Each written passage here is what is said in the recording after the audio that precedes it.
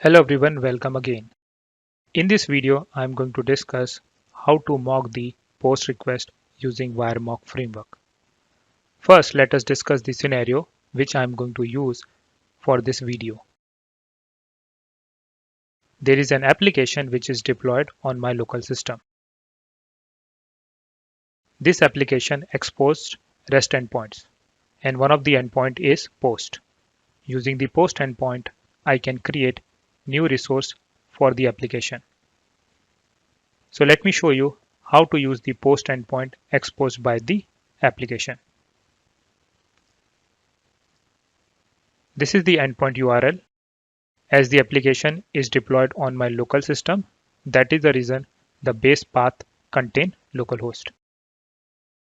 Along with this request, we need to attach the request body in the JSON format and these two request header. When I send the request, it will create the resource for the application, which we can verify using the get endpoint exposed by the same application.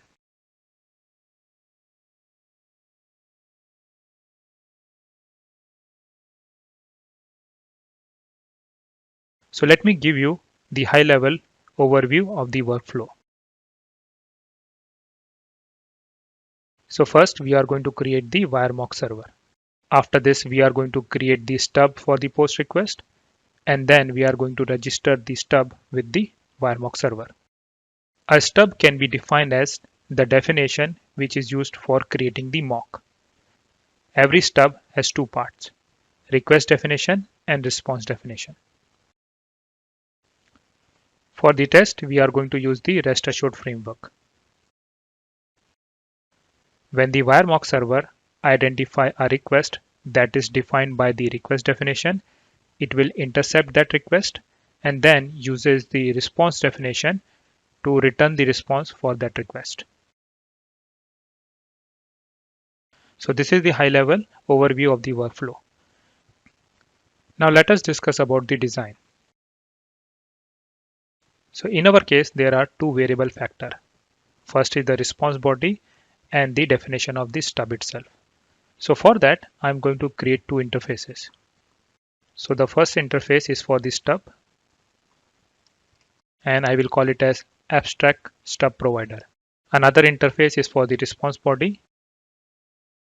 I will call it as abstract response body provider. And then using this interface, you can define the concrete implementation. So one of the implementation for this interface is for the post request. And later on, you can use the same interface if you want to create the stuff for different request type. Let's say for the patch request.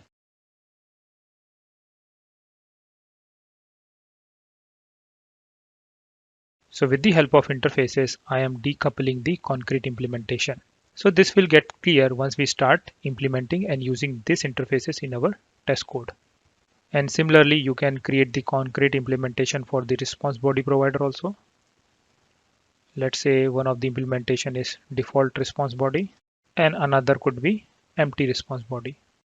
So the interface, that is abstract stub provider, will have a dependency on abstract response body provider because we need the response body in post request, patch request implementation. After this, I'm going to create abstract class and I will call it as mock test base. This abstract class will have reference to the abstract stub provider. Inside this class, we will have two methods. One is for setting the implementation for this provider, and second method is to register the stub with the WireMock server. And our test class will inherit from mock test base. So during the runtime, you can specify that what kind of stub you want to register and what type of body you want to use for that particular stub. Inside this package, I will create a sub package and let me call it as post. Inside this package, I'm going to add the interface, and the name of the interface is abstract response body provider. Inside this interface, there will be a method that will return us the JSON object.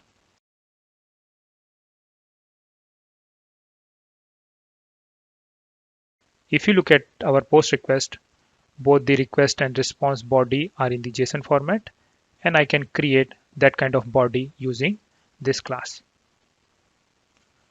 After this, I will create one more interface, and the name of the interface is abstract stub provider. Inside this interface, we will have a method that is public mapping builder get stub. So mapping builder is an interface which is coming from the WireMock framework. Inside this interface, there are a set of methods using which you can provide the request definition as well as the response definition for the stub. So this is the interface, mapping builder, and these are the set of methods using which you can define the request as well as response definition for the mocks. Now I will add a class that will implement the abstract response body provider.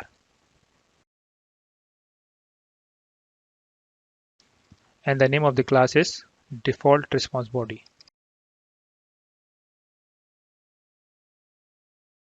So we need to override this method, and I will use this piece of code to create the response body.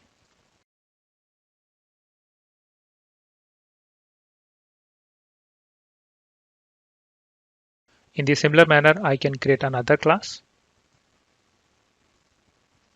called empty response body,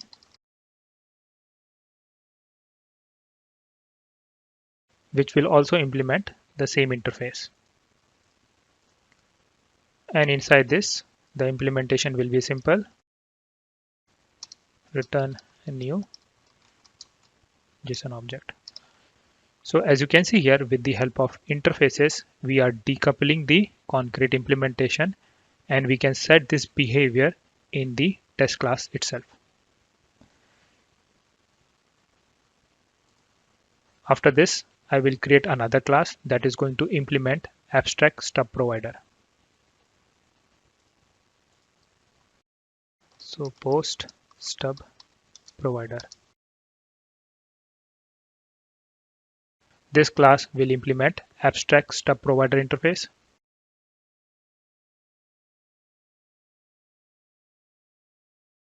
And then we need to override this method.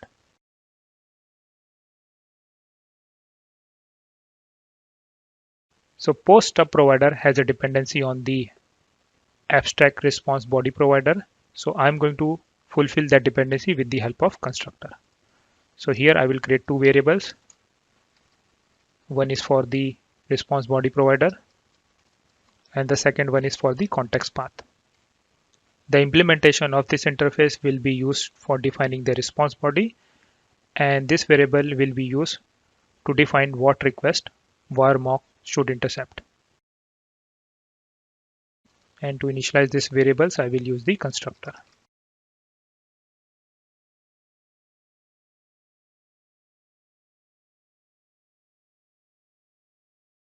Now let us look at the documentation of the WireMock framework to identify what are the classes which we can use for creating the stub definition. So the class which I'm going to use is WireMock. Inside this class, there is a method called post, using which you can specify what request type the server should intercept. So this is how I'm going to define the definition for our stub.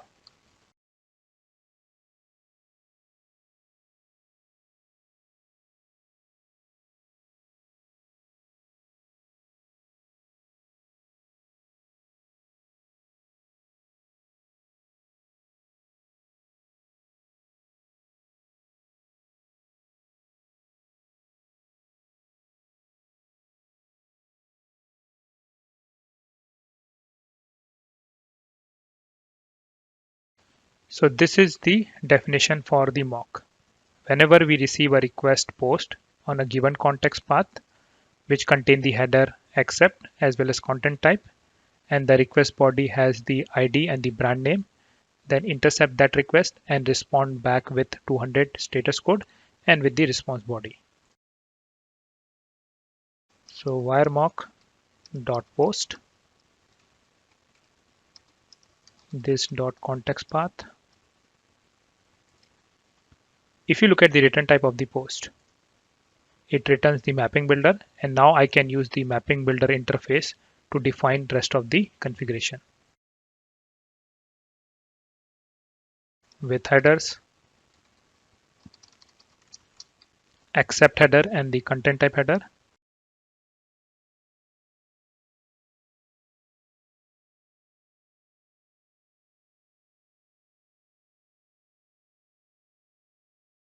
Same for the content type.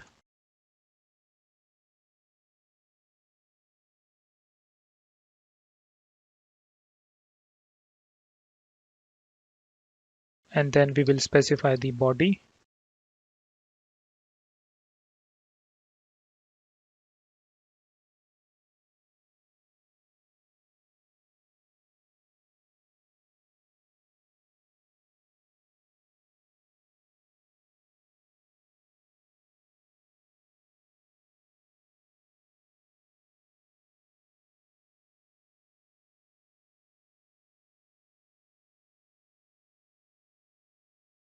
Now I'm going to create the response definition. If I look at the implementation of will return method, it takes the parameter of type response definition builder, and this will be the return type of my private method. So private response definition builder get response body. So return new response definition builder dot with status code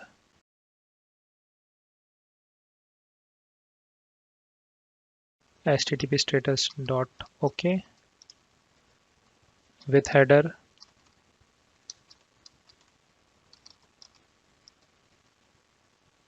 content type as application/JSON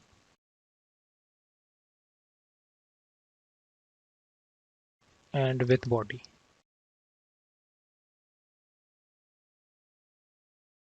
And for body, I will use the concrete implementation of this interface and invoke the get response body method, which will return us the JSON object, and then I will invoke toString on it to give us the JSON representation.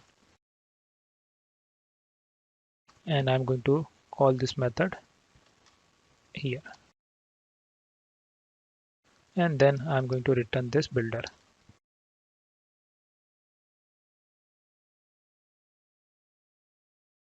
So with this implementation, I have created the configuration that will intercept the post request on a given context path, which has the header accept and content type, both the value having application/JSON, and the request body should have ID and the brand name property. Once WireMock intercept this request, it is going to respond back with this response definition.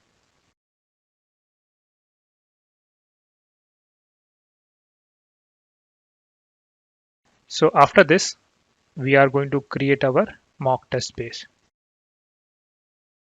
So I will create a new abstract class here, and let me call it as mock test base.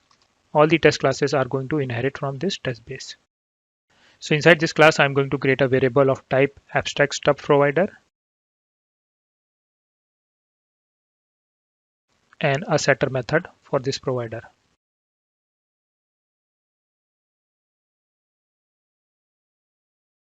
So using the setter method in the test class, you can specify that what is the concrete implementation you need to provide for this provider. And there will be a protected method which is going to register the stub written by this provider. So to register the stub, we will call wiremock.stub for and call the getStub method from this provider.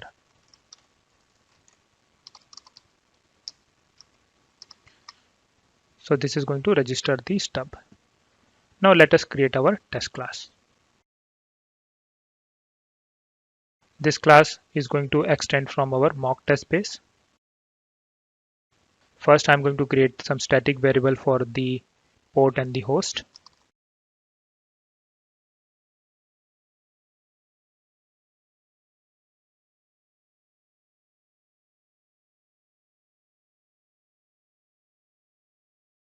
and a static variable for the WireMock server. So let us look at the API documentation for WireMock server class. So there is a constructor in which we can specify the port number on which the WireMock server will start. To start the server, we can use the start method, and to shut down the server, we can use the shutdown method. Equal to new WireMock server, and this is the request body which we are going to attach with our post request. After this, I'm going to create two methods. One is for setup and one is for the tear down.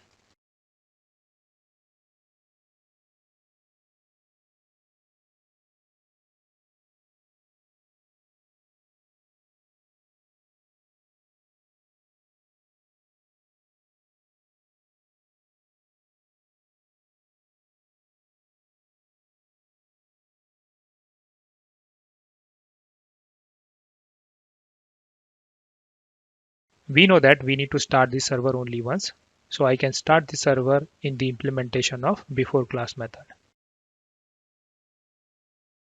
And to shut down the server, I will provide that code in the implementation of after class method. So if server is not equal to null and server is running,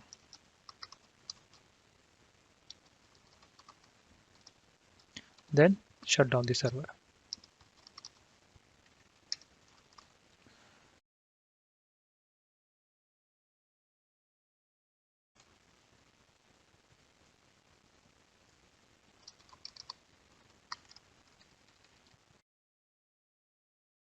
After this, we need to tell the stub that where is the WireMock server is running.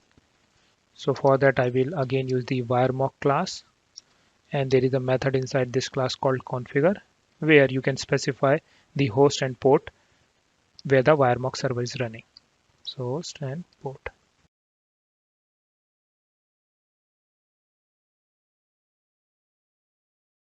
Now let us start with the test method.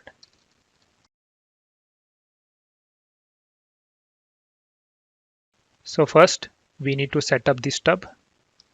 So in this method we will call set stub provider, and the implementation is post stub provider.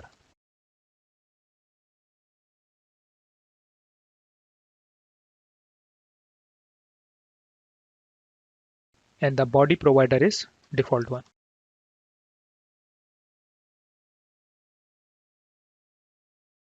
Then we will call the method register stub. And after this we can write the test using the rest assured framework.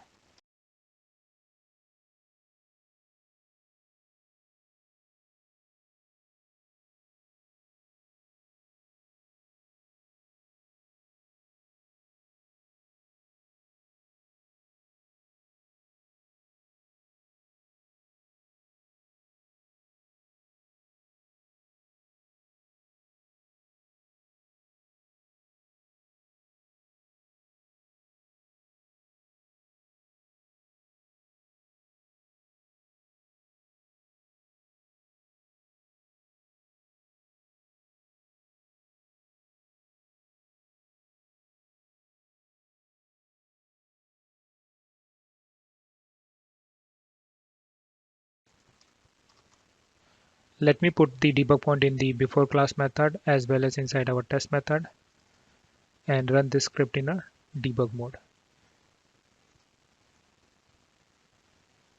And let me also shut down our Tomcat application. So this will start the WireMock server on port 8080. Then we will configure the information about the host and port so that the stub will know where to register itself. Then we will set the stub provider and then register the stub. So this request will be sent against the WireMock server. So as you can see here, we are getting the 200 OK as the status code and the body which we have configured in the response definition. So let me remove the ID from the request body. When I do this and send the request, the validation will fail because we are expecting the body to contain ID property.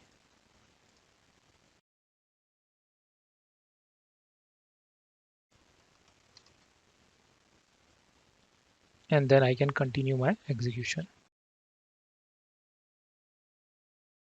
So our test is passed. So in this manner, using the WireMock framework, you can mock the post request.